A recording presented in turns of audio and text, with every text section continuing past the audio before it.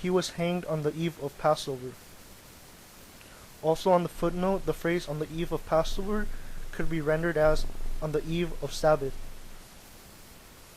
Now, it is debatable if this refers to Jesus, but I think we could make a strong case for it, since Jesus is called by name, Yeshu, which is another name for Yeshua, which is Messiah, or actually Jesus, and we know that he was actually executed on the eve of Sabbath. Also, while the text doesn't say that he died by crucifixion, we see the term he was hanged. Again, this is debatable, but this could refer to Galatians 3:13, which says, "Cursed is he who is hung on a tree," and this is a reference to Deuteronomy 21. This passage also goes on to say that Yeshua's disciples, that one of Yeshua's disciples is called Netzer, and this is, like I mentioned, Netzer is, it means branch or shoot, and when Yeshua's other disciples are questioned by the court officials, they are asked, "Shall Netzer be executed? Is it not written, and Netzer, a twig, shall grow forth out of his roots?" "Yes," they said, "Netzer should be executed, since it is written, but thou art cast forth away from thy grave like a Netzer." Unquote.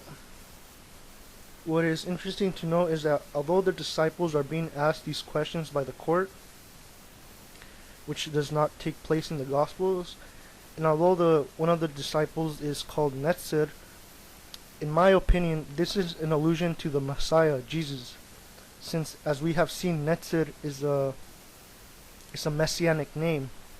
And what's more, these passages quote from Isaiah 11, which I have just showed that is a messianic passage.